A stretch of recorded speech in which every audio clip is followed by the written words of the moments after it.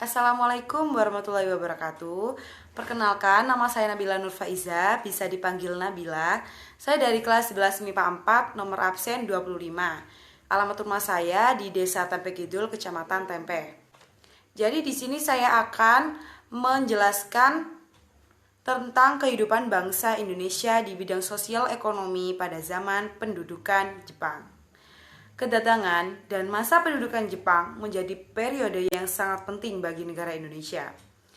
Jepang pertama kali tiba di Indonesia pada tanggal 11 Januari 1942 di Tarakan, Kalimantan Timur. Kemudian, Jepang berhasil menguasai kota Balikpapan, Pontianak, Samarinda, dan Banjarmasin. Pada tanggal 4 Februari 1942, Jepang berhasil menduduki Ambon.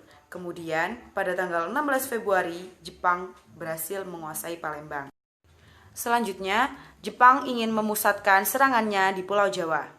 Pada tanggal 28 Februari, Jepang berhasil mendarat di 3 tempat sekaligus, yaitu di Teluk Banten, di Eretan Wetan Jawa Barat, dan Kragen Jawa Tengah.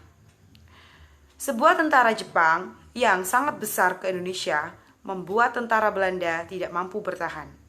Akhirnya pada tanggal 8 Maret 1942, Gubernur Jenderal ABI Gerdo van Starkenborgli dan beberapa petinggi militer Belanda datang menemui Letnan Jenderal Hitoshi Imamura. Belanda menyatakan menyerah tanpa syarat, di mana dalam penyerahan kekuasaan itu Belanda diwakili oleh Letnan Jenderal T.R. Porten dan Jepang diwakili oleh Letnan Jenderal Imamura. Dan akhirnya Indonesia pun dikuasai oleh Jepang. Awal kedatangan Jepang mengaku sebagai saudara tua dari Indonesia. Namun pada akhirnya Jepang menduduki Indonesia dan seolah-olah ingin mendukung kemerdekaan Indonesia. Apalagi setelah Jepang mengetahui harapan yang besar dari Indonesia untuk mencapai kemerdekaan. Mereka mulai menciptakan propaganda-propaganda agar Indonesia mempercayainya. Propaganda terkenal yang diusung dari Jepang adalah Gerakan 3A, yaitu yang pertama, Jepang Pelindung Asia, yang kedua, Jepang Pemimpin Asia, yang ketiga, Jepang Cahaya Asia.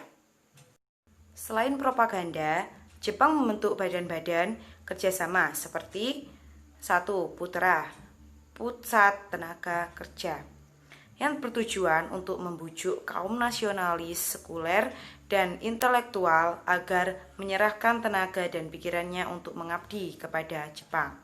Yang kedua yaitu Jawa Hokokai, Himpunan Kebaktian Jawa, organisasi sentral yang terdiri dari dokter, pendidikan, kebaktian wanita pusat, dan perusahaan.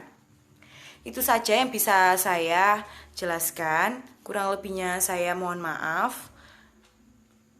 Sekian dari saya. Wassalamualaikum warahmatullahi wabarakatuh.